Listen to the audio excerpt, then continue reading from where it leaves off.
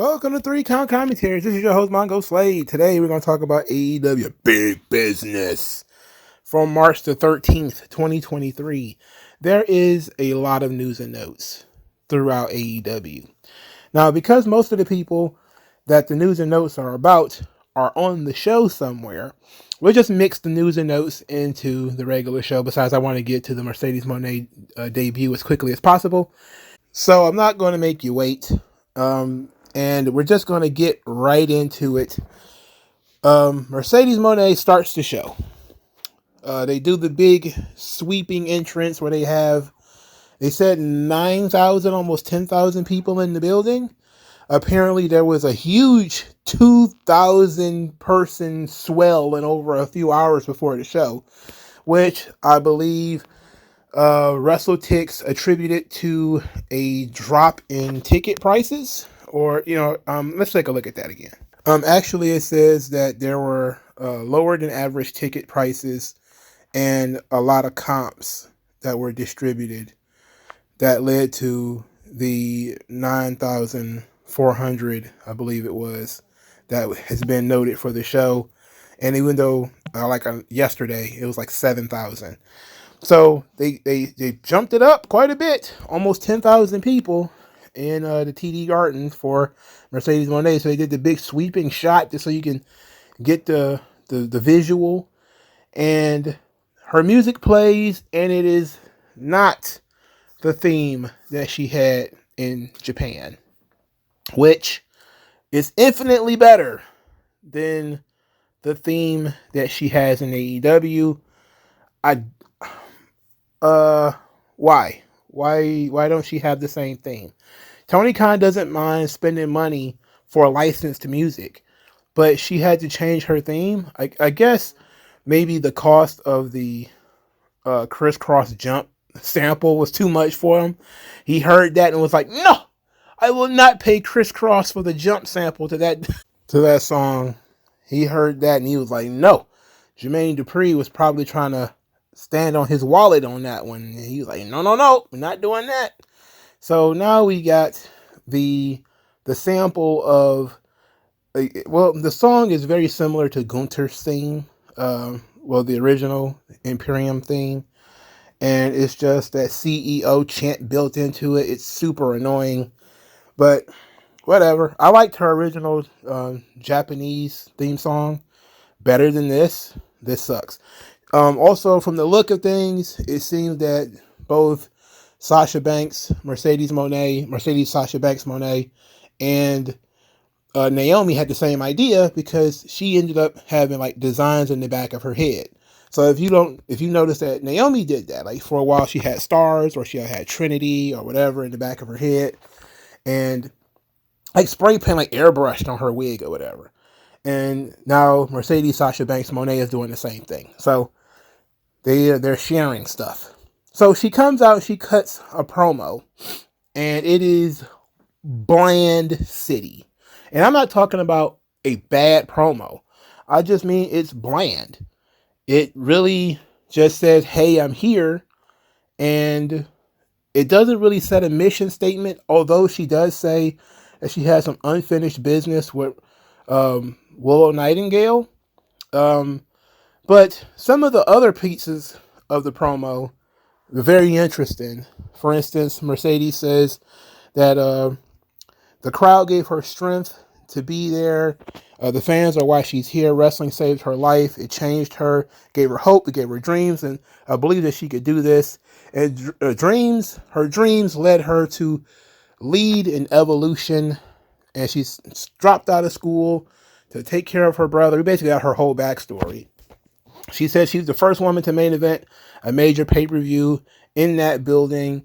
Then she says that she needs to be here. She wants to be here because this is the place where you can make the evolution global. And, okay. I hate to break it to her, but she's a little late with the whole, making the revolution global, because the only thing I've seen so far is that, Tony Khan is shaking hands with the new boss over at Stardom. Japan is only one spot in the world, and if we're being honest, it's the only spot people really are focusing on. One more time for those in the back. Where are the luchadoras? All right. Where are they? I don't know. Maybe Sasha Banks Mone got an idea and I don't know nothing about it. All right. So the promo is bland. It didn't really engender any emotions. It didn't trigger anybody. Nothing was said in it that you could argue or be upset about. There's people who are like, oh, she's not the leader of the women's evolution. Who cares? Nobody gives a crap about that. She wants to put herself over in that regard. So what? She was, there was only 4 of them and she wasn't number 4. She wasn't number 3. So, she can clearly be considered a leader of the women's evolution. Now, sure, she might have been surpassed by Becky Lynch a little bit later, but she certainly was not number 3. It was either her or Charlotte, and that's just kind of how it is. Now, a lot of AEW fans are treating this like another savior has come in, because that's what they do. Every time somebody jumps ship, it's basically a new savior. This is the one that's going to put us over the top, and everybody else just kind of looks and shrugs like, okay, if you think so, I can't disagree. I'm not going to argue with you. I'm looking at it and saying, I don't really see it. It's not she's good. She's a phenomenal in-ring talent, but they went all out for her and built this entire show around her. It's not going to be like this every week. And, she's enjoying the attention. She's of course going to enjoy the money, whatever that is. I'm pretty sure it's a lot.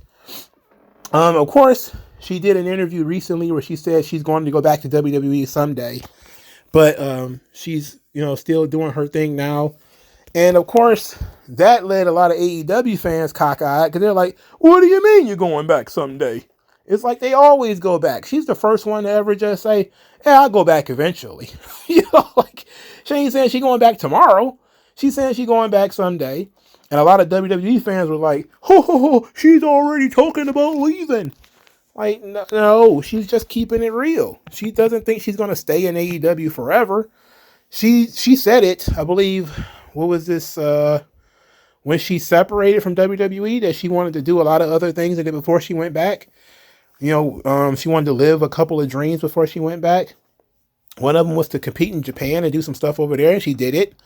Now she's being paid a lot of money to work in AEW. She's going to do this too.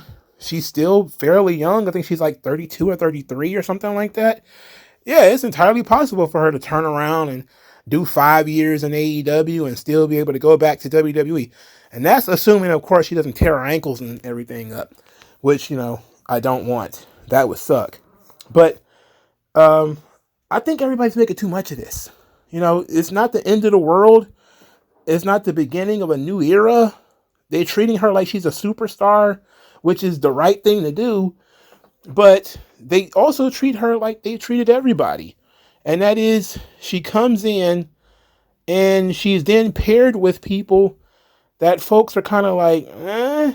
Now, case in point, she announced tonight's main event as Riho versus Willow Nightingale. To which everybody in their right mind was like, why in the hell would Willow Nightingale and Riho main event a Dynamite? And then people just shrugged and the match happened and Willow won. And that was it. After the match, Sky Blue and Julia Hart jumped Willow and Mercedes came out there to make the save. She squared up with Willow for a little bit and let you know that's where she wants to go. She squared up with Julia Hart for a little bit. So you can see maybe that's a good direction for her. And that's it. That's where we left it. She was out there. She hugged her mama. I think she hugged somebody else. It might have been her brother. And everything went off without a hitch. There was nothing really to complain about. There's nothing really to get upset about. There's nothing to be super excited about either. I saw basically people, I don't want proselytizing about Sasha Banks Monet and it was pretty funny, you know. It's a joyous occasion. I can say this, and I could be honest. It's hard to be excited about something you've known about for 3 months. Okay, now, people pretty much said she was going to join AEW way back in like middle of last year. Then there was some hype that maybe with Vince gone, maybe she would come back. And then I said, and I'm pretty sure I said it buried in one of these videos because I talk so much, that if she didn't show up at the Royal Rumble, just expect her to be on in AEW. And that's exactly what happened. When the Royal Rumble happened and she wasn't in it, everybody was like, she's going to be in AEW. All right. So this was a coming out party and not really a surprise. So everybody came out to see what they would do with her, not to see if she would actually show up, because everybody knew she was going to show up. In fact, she pretty much spoiled it earlier in the night. And, I think, was it Sports Illustrated? Oh, no, it was the New York Post had spoiled it pretty much hours before. So everybody knew. They still would not just put it out there and use it to advertise and to get people to come to the damn show. I don't know what's wrong with Tony Khan that he wants to try to make it as much of a surprise as possible when everybody's talking about it. I mean, you're an internet guy, you know that if it's on the internet, then it's already out there. You need to make the most of it. I don't think he did a great job of really showcasing her, but I think he did a good job as he's done with anybody. If you liked how he used Will Ospreay, if you liked how he used CM Punk, it looks like it's going to be the same thing. You come into big fanfare, you tell everybody how much you love AEW and what you're going to do here. Then you get put in a match with some kind of mid players, and then maybe the big match comes after that. So it is what it is. I didn't hate it, didn't love it, was kind of meh about it, and I really don't have any strong emotions. I hate to break it to you guys. I just don't have any strong emotions on the subject. I think she's a talented girl who self-destructs. And I think we're now, the wick has been lit.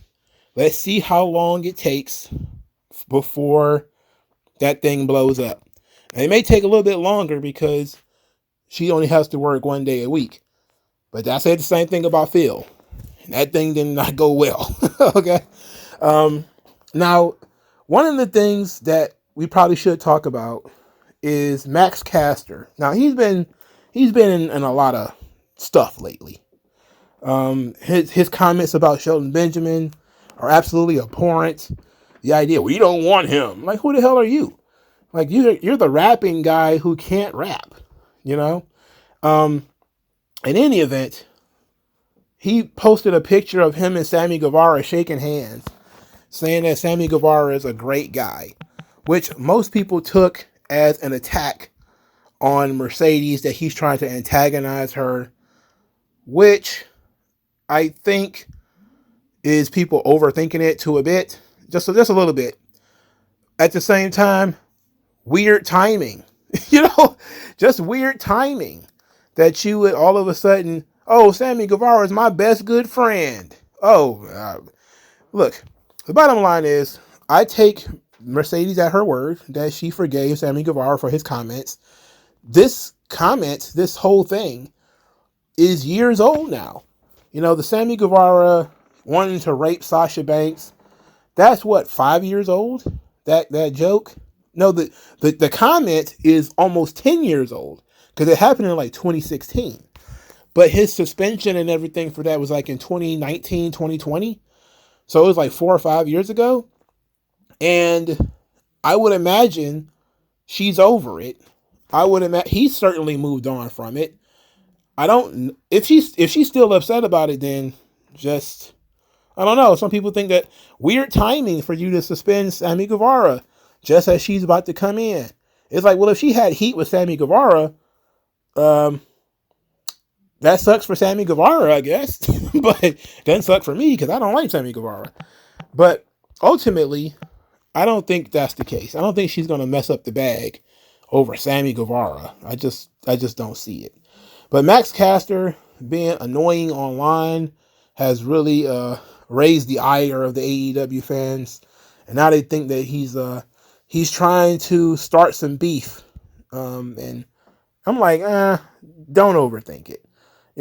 Just don't put too much thought into it. The guy's on the internet trolling. He's probably bored, probably frustrated at the Acclaim not getting more TV time, or not getting up the card, which is what you're going to see.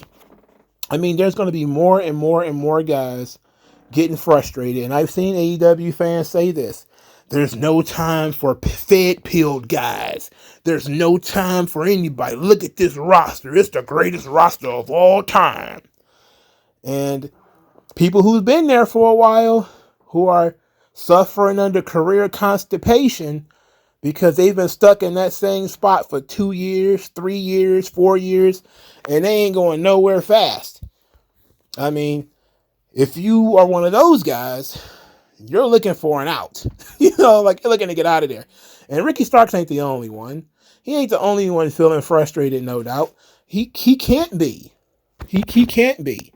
There's Darby Allin would rather climb Mount Everest and die than try to figure out how he's going to survive in this roster.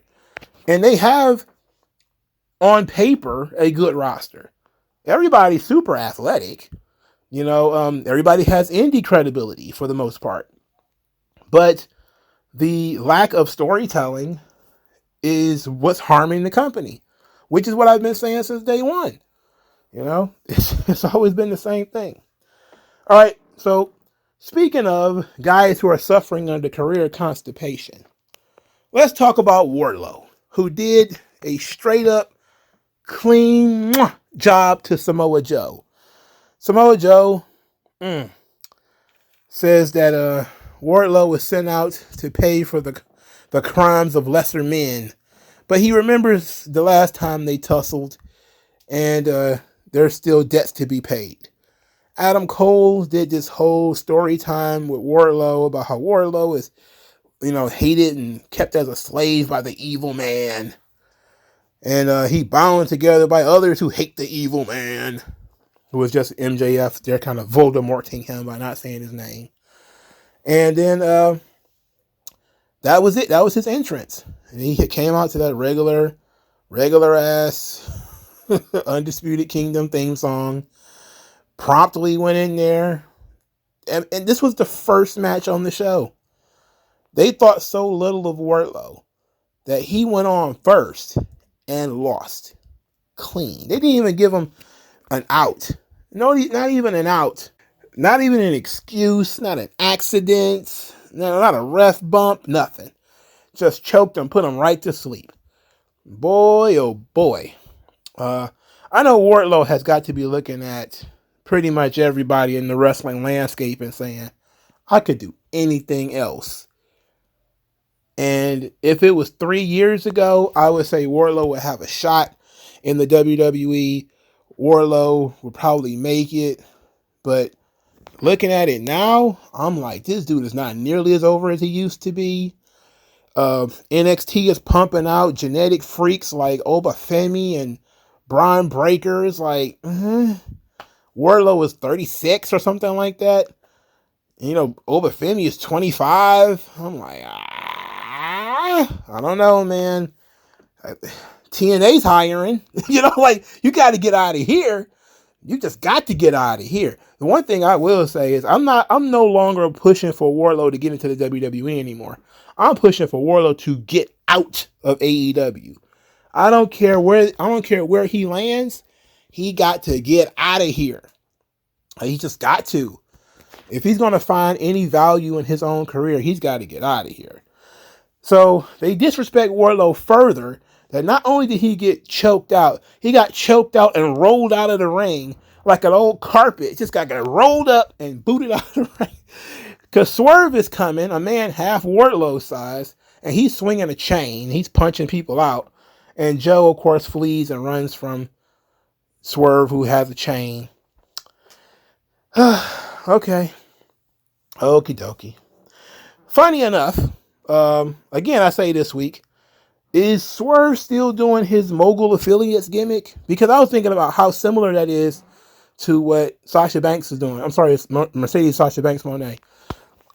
How they're both doing like the CEO, mogul, rapper kind of thing, and there's like a lot of overlap when it comes to those gimmicks.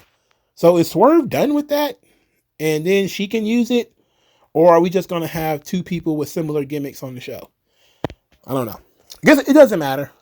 Doesn't matter at all. Let's move on. So the Elite 2.0, I should say.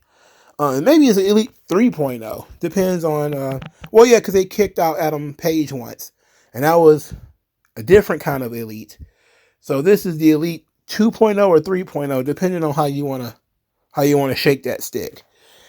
And they're talking about how Alex Marvez needs to respect Okada more, and say his full name, which is Pika Pika Okada, and Kazuchika. Not Kazuchika, but Kazuchika, or whatever. And why he joined AEW. They talked about 14 years of friendship, the chemistry, the synergies between the two of them. These guys are terrible, by the way. The Young Bucks are awful. Everybody knows this. It's not a secret. It's not something that, that people are going to regret saying in the end. It's 100% facts. The Young Bucks are pure bat guano, all right? They're dung. There's a dung heap. They suck, all right? But the funny bit, Okada tells Alex Marvez to say happy birthday to Matthew. So, of course, Alex Marvez says happy birthday to Matthew, and he says, no, sing it. And then Marvez starts to sing, and I was like, my one criticism of Okada that I've always had is that he does not have a personality. I called him the Beyonce of pro wrestling. Everybody loves him, but Beyonce is a robot. She's like been bred in a lab to do what she does. And so therefore you don't really see much personality out of Beyonce. And she has a very carefully curated image. Okada for a long time was the same thing. You had to be like really deep in the IWC streets to see him doing silly stuff and trying to be fun with the Young Bucks. I don't care for that kind of shit. I'm not watching Being the Elite so I can watch Okada have a personality. The wrestling show is where I want to see his personality. This gives him an opportunity to show that he has a personality. And this was the first glimpses of it that I saw. And I was actually impressed. For starters, I was impressed by his English. It's not expansive. It's good enough, though. Second, how he said, sing it. And with the smile and the hand on the shoulder, that was kind of intimidating. I liked it. I thought it was very good. And it was not a lot, but it was something. And I was like, okay, this guy might have personality if he can manage to continue to show some personality. I'm not going to jump on he's the best in the world. I'm not never getting on that train. But I will probably have a higher opinion of him if he has a personality. Now we get into the Elites 2.0 versus Pentagon, Pac, and Eddie Kingston. My interest in this is zilch, right? I like Pac and I like Penta, but Eddie Kingston, I hired this guy to put up drywall. I mean, he can lay tile in my house, I clean out your gutters for you. I seen that. You see, I get up on that ladder, I get in there with them little gloves, man. I start pulling them leaves out of there, man. I get that, But this, I don't care about this. I don't like this. This sucks. Okada pins Eddie Kingston after he got kicked in the balls. So, Kingston loses. And immediately, they book Okada versus Eddie Kingston for Dynamite next week. Don't they have a pay-per-view next month? Like, you already got Christian versus Edge as the main event of that show. So now you're going to say, we're just going to do Okada and Kingston too. Now, I'm going to give you some credit. They loaded up the Dynamite next week. There's a lot of interesting stuff going on. This match is one of them.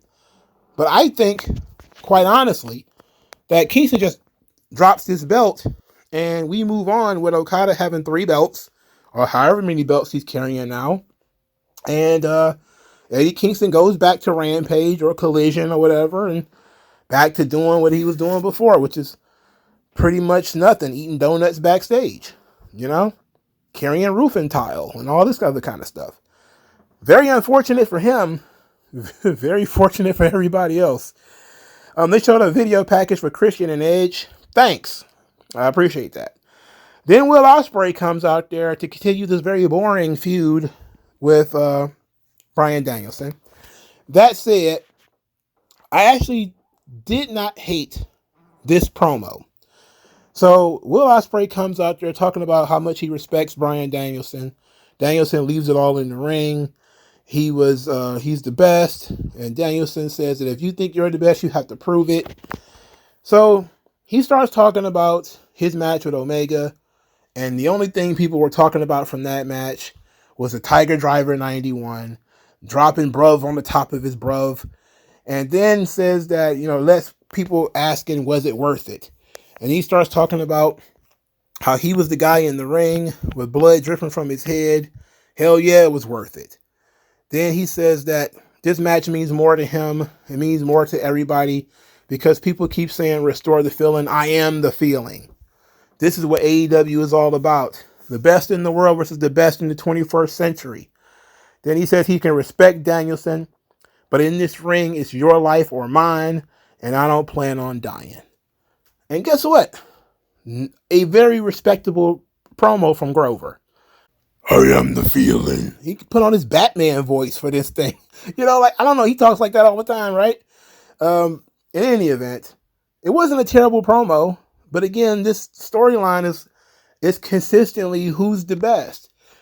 Now we're the best of 21st century. What's next?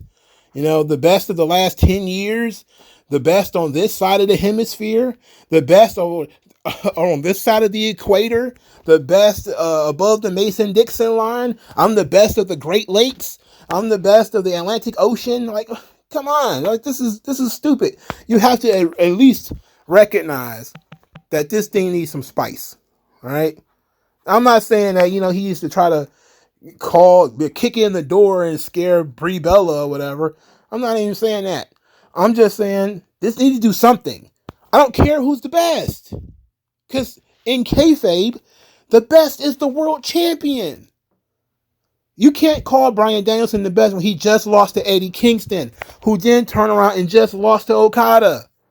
When you say somebody's the best, you mean they win a lot. Danielson loses a lot, right? And enjoys losing. He has great performances, but he's a loser. Who is the last person of any relevance that has been beaten by Bryan Danielson, and how long ago was it? It's been over a month, all right? He's wrestled Mexicans, he's wrestled Japanese guys, but anytime he wrestles anybody of any stature in AEW, he loses. Now, Danielson seems to think that you can make other people famous by doing jobs for them or whatever. And that doesn't work. I guarantee you it doesn't work. I watched Late Stage ECW where Rhino beat the Sandman like a goddamn drum. Power drived his wife through a table, murdered him. Everybody put Rhino over. Rhino won the TV belt, steamrolled everybody, won the world belt, and the company still went out of business. And he ended up as a low-card WWF guy. Because it doesn't work that way. You can't just say, if I do a bunch of jobs to this guy, he'll get over, and then he'll be a star. No, it doesn't work. Nobody cares about that. The right job at the right time will get somebody over. The right guy doing the right job at the right time will get somebody over. If Danielson was extremely, extremely protected, went in there in a hot feud in a hot match that got mainstream attention and did a job, then it would matter, but it doesn't matter in this respect. I don't know what Danielson's thinking, nor do I care.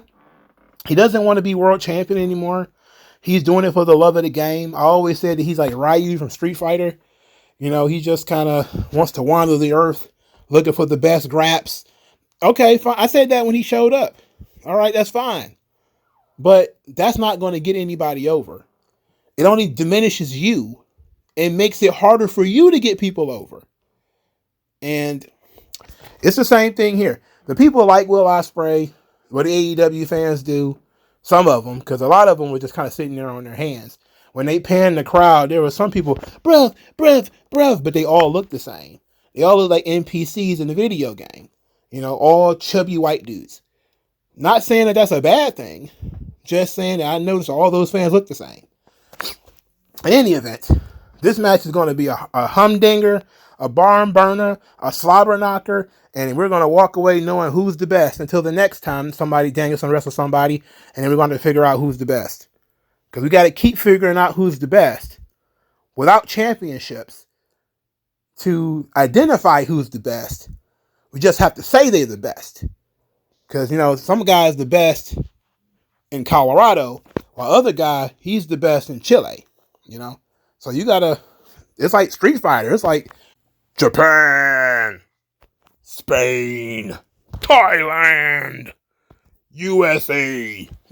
That's how you figure out who's the best. You just travel the world and you wrestle the best, and then you lose to them, but you're still the best because you're the best in this tiny defined time where you were the best. You were the best then, so I guess you're the best forever. And that's very weird, but let's move on, dog. Deonna Purrazzo says she's going to get a tag team partner to wrestle Toni Storm and Mariah May. And I said, Deonna, she ain't been there but like a month and a half. She's already not only second fiddle, she's sitting on the bench. She's not even like a second string quarterback. She's not even warming up anymore. Okay, if this was football, she'd be on the practice team already. She went from being a starter to being on the practice team that quick. Nobody cares about Deonna Purrazzo. I'm sorry. That's just how it is. Toni Storm is still great. But she's Deonna Purrazzo's holding field goal kicks at this point, man. This sucks. Jay Whitehall defeated Darby Allin in a match where obviously Darby Allin was going to lose because he said he was leaving to go climb Mount Everest. So they changed Jay White's theme. He no longer has his New Japan theme. He just now has the Bang Bang Gang theme, which sucks. It's no good, but whatever. Darby Allin tried to kill himself before this match is over. He did a coffin drop, missed the apron, and hit the floor. And I said, well, here lies Darby Allin doing what he loved. I don't like Darby Allin. I'm not going to hold you up. My respect for him is in the toilet and is not going anywhere. I was happy to see this match over. Didn't care that Jay White won because I knew Jay White would win. And I remember when Jay White was the new piece of meat that AEW was bringing out there and trying to make a big deal out of. And then they booked him into the dirt. And they continue to book him into the dirt. So after the match, Jay White offers his handshake to Darby Allin and then had the Guns jump him. So the Guns jumped Darby Allin. They're going to Pillmanize his leg by putting a chair around the ankle, and he's going to hit it with a bat. That's the plan. The Acclaimed run down to the ring, make the save. The Bang Bang Scissor Gang, they're arguing with each other. The Acclaimed collect Darby Allin and walking him out. Billy Gunn is giving Jay White what for, trying to shame the man, trying to make the man feel bad. So Jay White hit Billy Gunn with a chair. The Gunn boys then jump on Billy Gunn. When the Acclaim come in the ring, they beat them up too. And then Jay White Pillmanized his leg anyway. His meaning Darby Allin, with a chair and a bat. So they put the bat over the chair over the ankle, hit it with the bat, and that's how you write Darby Allin off TV. I don't understand why we needed to write Darby Allin off TV. It's obviously phony because we were told last week that he was leaving anyway. So, what was the point of this? We know it's not an injury angle. We know he's not injured. He's leaving. And we were told that he was leaving. Maybe if we had not been told, it'd have been more interesting. We still would have known because you'd have been on the internet. You would have known. So it's not like you're going to believe that he's really injured. But there's no need to write him off TV in an injury angle if we know, one, he's not injured, and two, his time off was already planned. Very weird decision making. So the Bang Bang Scissor Gang exploded And now the Acclaimed and the Bang Bang Gang are gonna feud. They're both trios champions. So I'm guessing this is going to turn into some kind of unification match or something. So Jay White is back to being a heel, but he's still in the dirt. Because it's not benefiting him whatsoever to be in this trios, but it is benefiting the Guns, and I do like the Guns. It's just very unfortunate they're stuck in this situation. They should be in the tag team division doing something, or at least doing something in the trios division. This is all about trying to rehabilitate Jay White after all the damage they did to him. Okay, later, Chris Jericho and Hook defeated Gates of Agony. You know, Gates of Agony, they're just like Wardlow. Big guys, cut. They do nothing but lose. Just nothing but lose. Just imagine what these guys could be doing if you took them to like TNA. And yeah, the big Samoan guy, the big Samoan Rican guy, he's kind of green. He needs some reps. If you take that guy and you put him somewhere where he can get over, okay? He can build a reputation. He can be seen, but he can get his reps. I don't know how old he is, but he's got something. He's got a look at least. Keep using these guys this way. They have no value. All right? What do they stand jacked for? I don't understand. Like, the skinnier, flabbier, and pastier you are in AEW, the better off you are on the roster. If you actually stay in shape and tan and actually care about your appearance, then you do all the jobs. Like, you get all the jobs. It's like the more of a slob you are, the better you are in AEW. I don't understand this. But I didn't expect them to win this match anyway. I mean, who did? Hook is unbeatable, with the exception of, I think he lost to fuckboy Jack Perry. Scapegoat, I'm sorry. House of Torture. Good stuff, guys. Whatever. Jericho, they win the match. Jericho, after the match, says that Hook is a future world champion, and he's seen a lot of Hook, but he wants to see more. He has to stand across the ring from him, challenge Hook to a one-on-one match next week, to which Hook accepted. And I thought that Jericho already respected Hook. So why does he say, I've already respected you, but I still want to have a match with you? For what? Maybe is Jericho about to turn heel again? I don't know. But they're still doing this Lionheart Chris Jericho thing, and he is getting no reactions. The crowd is super lukewarm. I mean, they room temperature on Jericho being out there. They don't care about Jericho at all. At all. At all. At all. He could fall down one of the Mario Brothers pipes, and they don't care about Jericho. Womp, womp, womp. They don't care about Jericho at all. And it's crazy. When was the last time Chris Jericho got these kinds of reactions? I'm talking super lukewarm. Was it like 1996? When he was in WCW working on like Saturday Night and WCW Pro, where he wasn't over? This is like, well, maybe it's not that bad. Maybe it's not that bad, but it's still like Jericho's in his 50s. He's out there working, trying to help young guys get over. And people are looking at Jericho and just, it's all milquetoast. The reaction is lukewarm, you know? And I saw some people say Jericho should probably work less. And I agree with that. He should be made special. He should be taken off the regular roster and made a sometimes attraction. Have certain guys that you want Jericho to work with. You build those guys up. You have Jericho work with those guys, and then Jericho goes back home. Or if he does show up to the show, he works as a producer. He helps with creative or whatever, and you pay him for that. But Jericho does not need to wrestle every week. Who the hell wants to see Jericho mix it up with guys like Hook, guys like Gates of Agony? Because these guys are not benefiting at all from really working with Jericho. Not just because Jericho is going over, but because Jericho is barely over as it is. He's coming across almost like Big Show. Speaking of Big Show, that son of a bitch talking about going to AEW was the best thing he ever did. Like, yeah, getting paid to do nothing, it would be the best thing I ever did too. Best decision I ever made to get a job where I don't have to do shit. So, fat fuck. Anyway, moving on. Kyle O'Reilly. He's talking about the dark days of his life, but he's wondering if he can still hang with this roster. It's the greatest roster of all time. That's what everybody tells you. And he's wondering whether he fits in. And he says that there's one guy he thinks that might be able to bring out that old Kyle O'Reilly, whatever that means. And it's the bounty hunter Brian Keith, the guy who loses to everybody. You might be able to bring out the best in me. Oh no. That guy's a tomato can, and everybody knows that. That's unfortunate. Anyway, Roderick Strong comes out there, tells him that he wants him to do it on his own. Kyle! Do it! Do it on your own! Whatever that means. Who cares? Everything that involves the Young Bucks and their friends is absolute shit.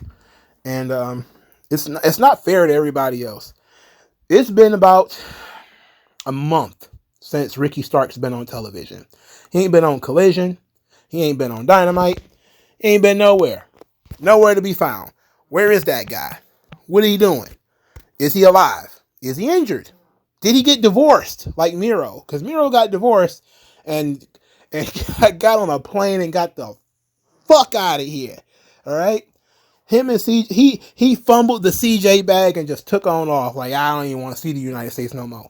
I'm done. He took his ass back to Bulgaria. He's out of here. He's gone. He's not coming back. Actually, I don't know if he's coming back. He might already be back for all I know.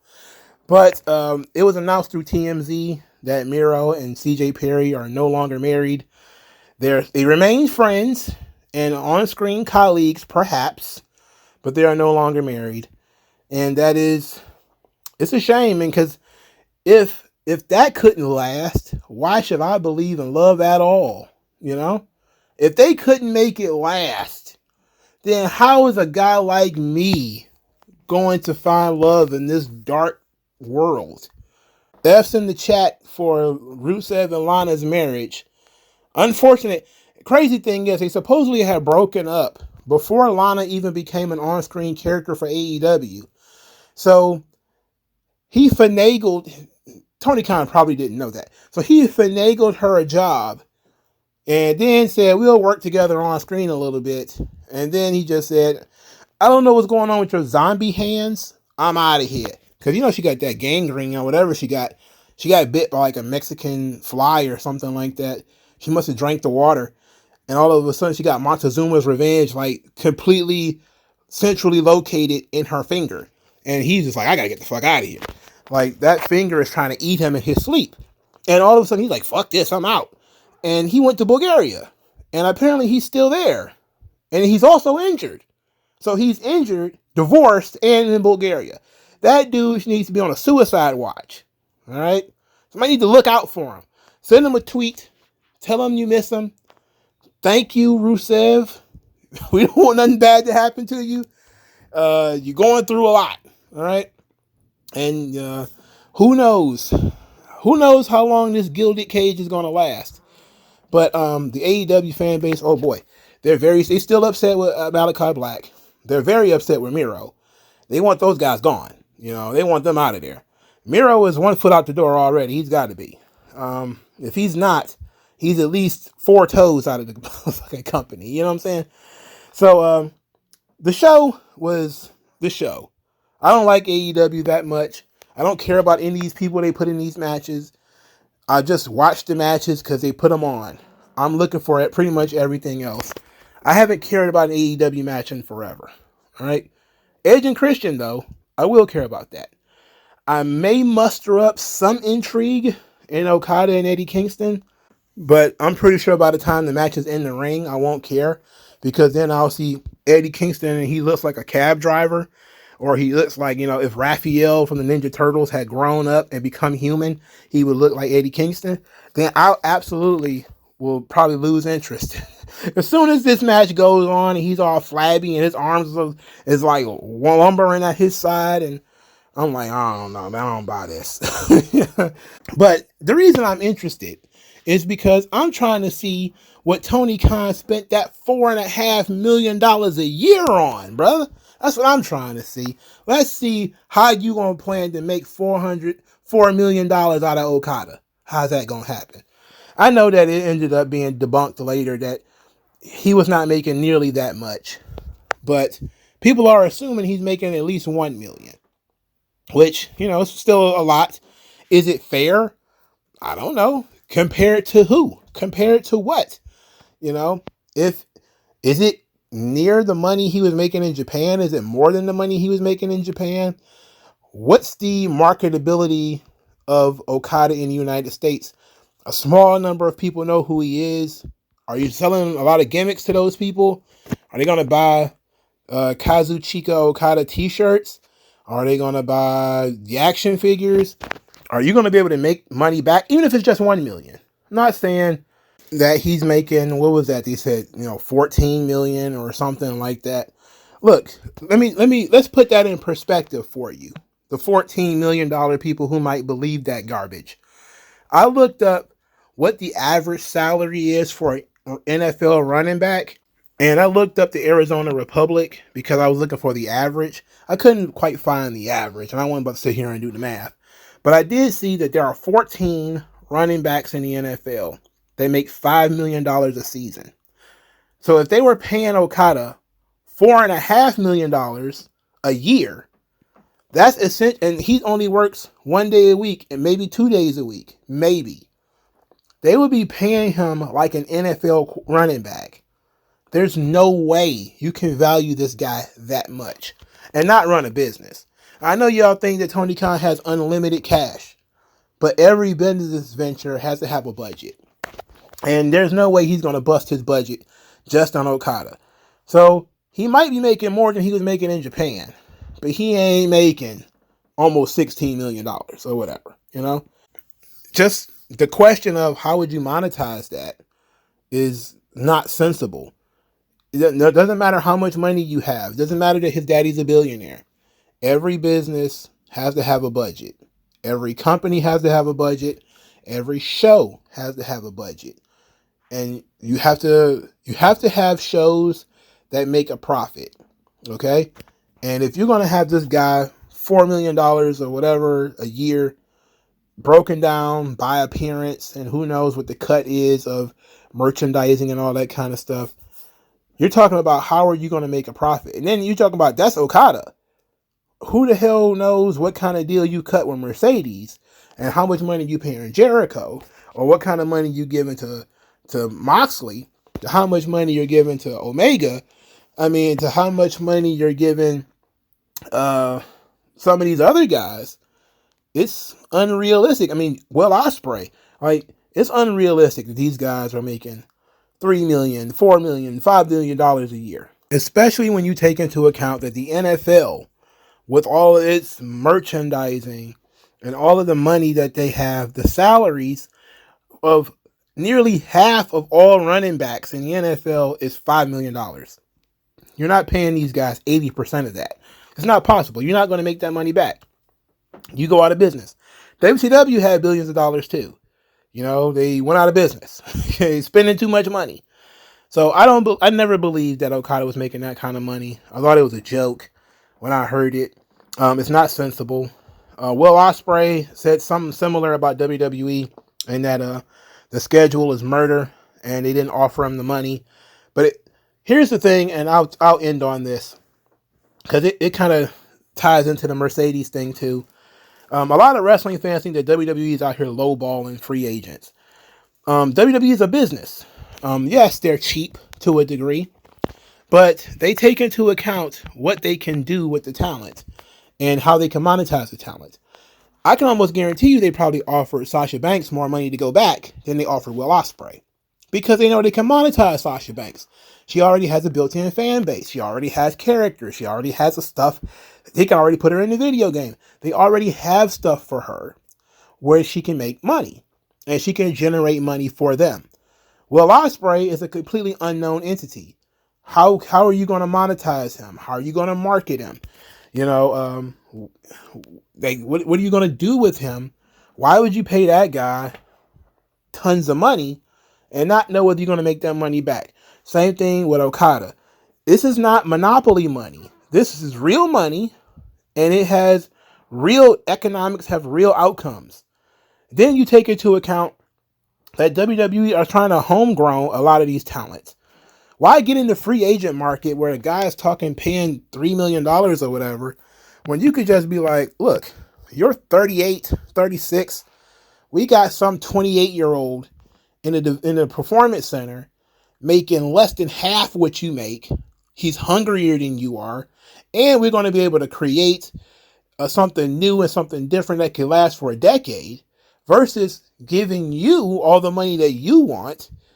And then you could, of course, flop, ruin our money, fuck up our creative, and walk away with your intellectual property because almost nobody's going to sign over all of that stuff in perpetuity. So why do it? It's bad business. It's the same reason why UFC started doing whatever they were doing. They have their own little training camp. I forgot what it's called. I can't think of it off the top of my head. But it's sensible to have a sensible free agent market and to have a sensible free agent budget. And when you're at WWE, you have to understand also that the key to succeeding in this thing with AEW is letting AEW bring in all this talent and then picking off the talent that are very, very talented, but they're frustrated and they're suffering from that career constipation that's been going on here in AEW, right? So guys like Ricky Starks, who get frustrated and like, I'm never going to get to the top in this company. I got to get the fuck out of here. He's going to go over to WWE, make a nice little contract, but it ain't going to be over the top. And you're going to be able to slot him in the card, move him up and down. There's going to be a little bit more mobility. He's young enough where you can move him up, keep him there for a while, bring him down, move him up, bring him down, and everything will be great. Everybody wins. There's plenty of those guys in AEW. Plenty of those girls in AEW. No, we don't need to get into a bidding war over Edge. For Edge is 50. Why get into a bidding war over that guy? Why get into a bidding war with somebody who you can't monetize? And look, I'm pretty sure you can monetize Edge, but why do that? Why make that sacrifice when you know, or at least have a sense, that there's going to be a couple of guys in AEW whose contracts are going to come up. They might just voluntarily walk away. And then you could just scoop them up and throw them in NXT like you did with Brian Pillman, you know? And they can help boost that show. Or you can bring them to SmackDown, help them boost that show. It's smart investing in your talent versus that aggressive, we're going for the names, which is what TNA did. TNA spent tons of money on names, and they would draw for a little bit, and then ultimately it'll fizzle out because their creative was poor. You know, it was put the world title on them immediately, see how much they can draw, and then that was it. That's not how you build a team. That's not how you put together a roster. AEW put together a roster of the super indies because that's what they do. And people are still asking questions about whether this company is going to be around in 5 years. And people are asking that question because they're not seeing any forward motion on a television contract that could pay all these fucking people. You know? So, let's end on that. Thank you guys for your time. I'll talk to you guys later.